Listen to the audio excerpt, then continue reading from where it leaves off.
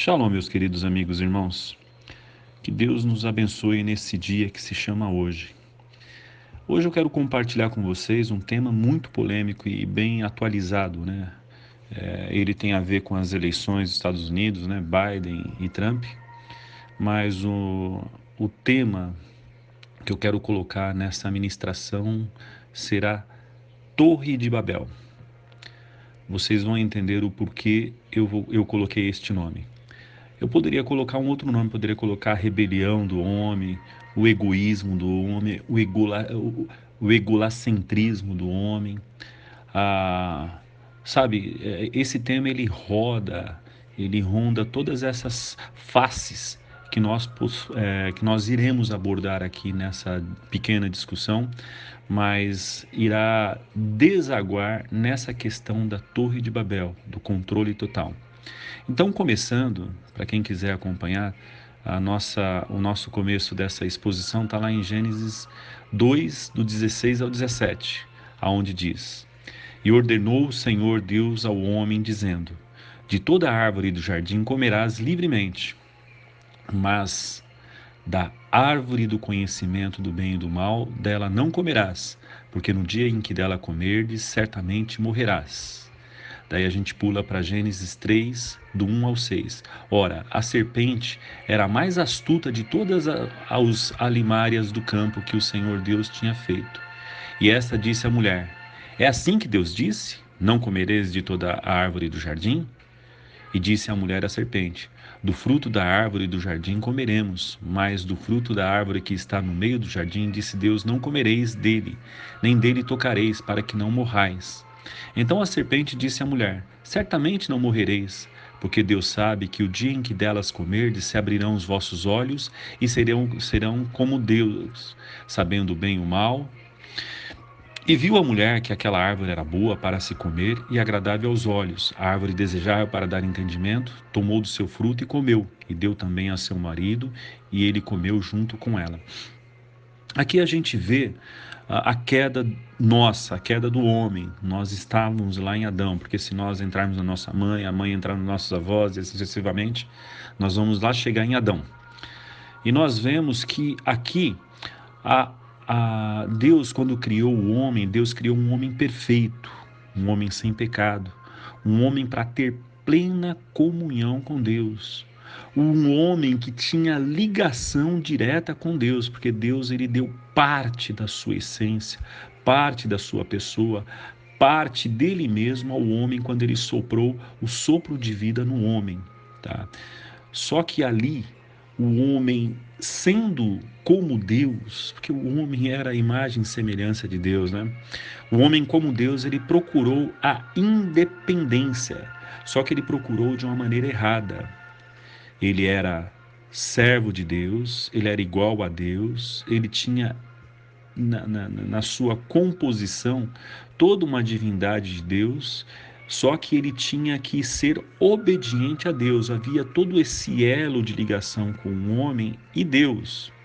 Só que apareceu uma terceira pessoa, a serpente, o diabo, Lúcifer, o caído. Tem vários nomes, né, que nós conhecemos, e ele sugeriu para a mulher, né, para ela comer, né? Ali o homem, vendo a proeminência de se tornar um Deus independente de Deus, ele aceitou a sugestão enganosa da serpente que disse para ele: olha, um dia que você comer, você vai se tornar como Deus. Mas ele era como Deus. Só que ele tinha a dependência de Deus, ele decidiu largar essa dependência e aceitar um outro senhorio, ele passou a ser servo da serpente. Porque aquele a quem nós obedecemos, nós nos tornamos servos. E ele deixou de ser servo de Deus para ser servo da serpente.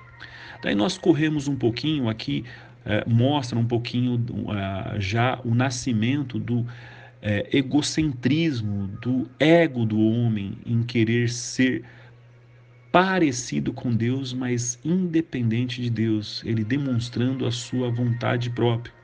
Daí nós pulamos para Gênesis 11, do 1 ao 9, Não, vamos antes, né? Vamos no Gênesis 9, do 1 e versículo 7. Aqui a gente vê Deus novamente dando uma ordem para Noé, né? E Deus abençoou Noé e seus filhos e disse-lhes: frutificai-vos e multiplicai e enchei a terra. Daí ele pula lá para o 7. Mas vós frutificais e multiplicais, povoai abundantemente a terra e multiplicai-vos nela. Daí nós vimos novamente a sugestão. Essa questão da sugestão, ela é terrível. Se nós realmente formos obedientes, nós não vamos ouvir sugestão nenhuma, porque nós já temos uma ordem que já está escrita em toda a Bíblia, que é: a alma que pecar, essa morrerá, e a santidade, nós voltaremos novamente ao elo de ligação com Deus, nós voltaremos às nossas origens. Então a gente pula para Gênesis 11, do 1 ao 9, que é o nosso tema, que está dizendo assim: e era toda a terra de uma mesma língua e de uma mesma fala. E aconteceu que, partindo eles do Oriente, ou seja, os povos, né, acharam um vale na terra de Sinar e habitaram ali. E disseram uns aos outros: eia, façamos tijolo e queimemo-los bem. E foi-lhes o tijolo por pedra e o betume por cal. E disseram: eia, edificamos uma cidade e uma torre cujo cume toca nos céus, e façamos um nome para que não sejamos espalhados sobre a face da terra. Então desceu o Senhor para ver a cidade e a torre que os filhos dos homens edificaram. E o Senhor disse: eis que o povo é um, e todos têm a mesma língua. Isto é o que começaram a fazer agora, e não haverá restrição para tudo quanto eles intentarem fazer. Eia, descemos e confundamos ali a sua língua, para que não entendam a língua um do outro. Assim o Senhor espalhou dali sobre a face da terra, e cessaram de edificar a cidade. Por isso se chamou o seu nome Babel, porque ali se confundiu o Senhor a língua de toda a terra, e dali espalhou o Senhor sobre toda a face da terra. Novamente aqui a gente vê uma ordem de Deus. Depois que Deus destruiu a terra através do dilúvio, sobrou somente Noé, os seus 3 filhos, Sem, Cão e Jafé, as suas noras e a sua esposa. E Deus deu uma ordem para eles se espalharem pela terra, para que pudessem povoar a terra. E aí vem novamente a sugestão do Satã, do diabo, da serpente. Não, vamos ficar todos juntos e vamos ser poderosos. Ali eles seguiram a orientação de Satã, que já estava sobre um único homem. Um único homem dominava todos eles, que era um Nimrod. Nimrod, ele tinha, a Bíblia fala que ele era um homem poderoso, ele era um homem diferenciado, né? E ele conseguiu dominar todos os povos ali, que já estavam uma multidão bem grande, já habitando a terra. Ele queria manter todo esse povo ao seu redor e dominar toda aquela região. Deus, novamente, eles desobedeceram a Deus e seguiram a ordem de Satã, de um único homem, para estabelecer um governo único, um governo totalitário. E esse governo seria regido pela desobediência a Deus. Amados, nós vemos agora, pulando para os nossos dias, o que está acontecendo, né? Eu vou dar uma breve exposição para vocês de uma geopolítica. Nós vemos nos Estados Unidos, tá, essa questão da corrida a presidente, né? Quem vai ser presidente? Trump ou Joe Biden? É muito interessante, meus amados, que eles fizeram um montão de fraude, jogaram votação pró-Trump no lixo, as votações dos militares que estão espalhados em vários locais do mundo, tá? Que quase na sua massificação voltou para Trump, eles jogaram no lixo, não chegou para ser computada. Às 5 horas, se eu não me engano, foi encerrado as votações e aí eles colocaram os mesários de Biden, fecharam ali as cortinas e colocaram um montão de cédulas de pessoas que já tinham mortas, já tinham sido mortas, pessoa que nasceu em 1900, levaram as votações de pró-Trump para jogaram no mato, estavam levando para o México, eles tentaram esconder, foi uma série de fraude que eles não fizeram questão de esconder. Será por que disso? Por que eles não quiseram esconder essas fraudes? E sem ter um vencedor, a mídia está dizendo que Biden é campeão, que Biden é o presidente dos Estados Unidos e não houve ainda uma apuração. A Suprema Corte dos Estados Unidos já fez a recontagem de votos de uma localidade e já deu vitória para Trump. E mais 5 estados estão fazendo essa mesma recontagem, porque foi determinado pela Suprema Corte que somente serão computados os votos válidos, aqueles que chegaram até 5 horas, porque tem pessoas que, esses delegados, incitado por Biden, eles colocaram votos de pessoas mortas, colocaram votos depois do horário, e até chegou outros dias lá e colocaram de pessoas que não existem mais. E Trump já tinha cantado a bola dizendo que seria uma fraude essas eleições. O porquê eu estou dizendo isso, meus amados? Porque tem a ver com exatamente o governo totalitário, o governo único. Por quê? Vamos lá. Uma vez que a mídia não foi os apuradores, não foi os fiscais, não foram os juízes que determinaram quem é o novo presidente, foi a mídia. Eles já cantaram que é Biden, as bolsas de valores do mundo todo começou a estourar, meus amados. A bolsa do mundo todo está em alta. Por quê? Porque Trump ele era contra um montão de, vamos dizer assim, de globalista. Ele era um homem nacionalista, ele não queria guerra. Não que ele não queria guerra, deixa bem claro, tá? Ele não queria que os Estados Unidos defendessem, fosse o xerife de outros países. Porque esse não é um papel de um país que não tem que interferir em outros países, tá? Trump ele estava indo de uma certa forma, não é totalmente inocente não, meus amados, aos globalistas, às pessoas que ganham dinheiro com a guerra, às pessoas que querem que exploda uma nova guerra. E Joe Biden não, Joe Biden ele é a favor do protocolo, da ecologia, ele é a favor de voltar às mesas de negociação com o Irã, que quer tirar do mapa, riscar do mapa tanto os Estados Unidos quanto Israel. Ele é a favor de ter uma aliança comercial com a China. Ele é um homem comunista. Tá? Então as bolsas estão exatamente evoluindo, já dizendo que Biden é o candidato vencedor. E não é verdade. Quando for apurado essas mesmas eleições e constatar que Trump ganhou, meus amados, olha, eu não sou profeta, mas vai estourar uma guerra civil nos Estados Unidos novamente, porque já teve algumas. E aí vai ser um presidente que não vai conseguir presidir, que não vai conseguir governar um país tão dividido como está. Porque ali nos Estados Unidos, China está financiando pesadamente os comunistas, porque ele é comunista. O Hezbollah conseguiu, com as suas células, entrarem lá. O país realmente está mostrando a cara de quantos comunistas e de quantas pessoas que estão realmente querendo, sabe, trazer um certo controle sobre o povo. Só que ninguém está ligado nisso. A mídia high-tech não vai dizer isso daí para vocês. A gente consegue informação com a graça de Deus e com alguns canais de pessoas conservadoras e abençoadas.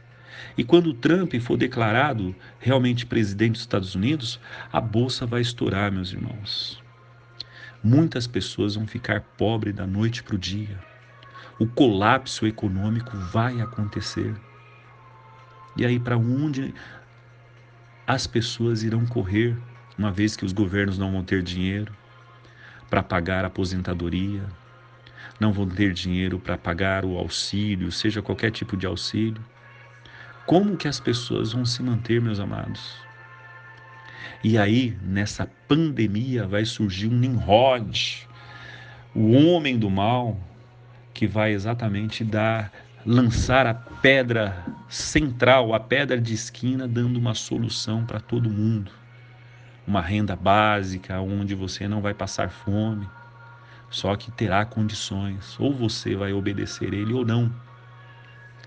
E o mundo quer isso, meus amados. É muito interessante isso. Eles não querem dessa forma, né? Na verdade, o ser humano, como nós lemos aqui em Gênesis, o ser humano sempre quer fazer as suas vontades. Ele não quer fazer a vontade de Deus. Ele quer ser feliz e dar cor às suas orgias ou aos seus desejos.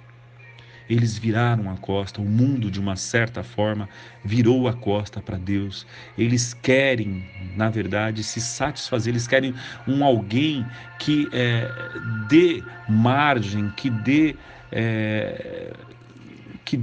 vamos dizer assim, forma aos seus desejos. Isso será o papel desse governo único, que alguns chamam de anticristo, outros chamam do homem do mal. Ele tem vários nomes. E aqui entra o que Deus falou. Olha o juízo de Deus, meus amados, isso que é o mais terrível, mais terrível. Se nós abrirmos lá em Romanos 1, dizendo assim, a partir do versículo 23, e trocaram a glória do Deus imortal por imagens confeccionadas, conforme a semelhança do ser humano mortal, bem como de pássaros, quadrúpedes e répteis. Por esse motivo, Deus entregou tais pessoas à impureza sexual segundo as suas vontades pecaminosas do seu coração, para a degradação dos seus próprios corpos entre si, porquanto trocaram a verdade de Deus pela mentira e adoraram objetos e seres criados em lugar do Criador, que é bendito para todo sempre. A gente vai em Salmos 81:12, que diz: por isso os entreguei, Deus dizendo, por isso os entreguei aos seus próprios corações teimosos, a fim de que seguissem os intentos e desejos dos seus corações. A gente vai em Efésios 4:19, dizendo, havendo perdido toda a sensibilidade, eles se entregaram a um estilo de vida depravado, cometendo com avidez toda a espécie de impureza. E o mais terrível, aqui voltamos novamente em Babel, 2 Tessalonicenses, capítulo 2, versículo do 9 ao 12. Ora, o aparecimento desse anticristo é de acordo com a ação de Satanás, com todo o poder, sinais e maravilhas ilusórias, e com todas as artimanhas e enganos provenientes da injustiça para os que estão perecendo, para os que estão já mortos espiritualmente, porquanto rejeitaram o amor e a verdade que os poderia salvar. E por esse motivo que Deus lhe envia uma espécie de poder sedutor, a fim de que creiam na mentira e sejam condenados todos os que não creram na verdade, mas decidiram usufruir dos prazeres da injustiça aqui dessa terra. Meus amados, só para finalizar, que nós tenhamos amor pela palavra de Deus, que nós tenhamos amor pela justiça, que nós tenhamos amor pela santidade e que nós, no mínimo, meus amados, procuramos investigar a promessa de Deus que Ele tinha para esses últimos dias, que está lá em Apocalipse 11, que Ele enviaria as duas testemunhas de Apocalipse 11, que dá-se a entender que é Moisés e Elias. E será Moisés e Elias? A gente não sabe de que forma, se será corporal ou será físico, isso não importa. O que importa é que existe uma promessa. Esse mesmo Moisés e Elias, ele ia converter o coração dos pais aos filhos, está lá em Malaquias 3, capítulo 3 e capítulo 4. Não sou eu que estou dizendo. Daí as pessoas falam, mas isso não foi João Batista? João Batista disse que ele não era o Elias prometido.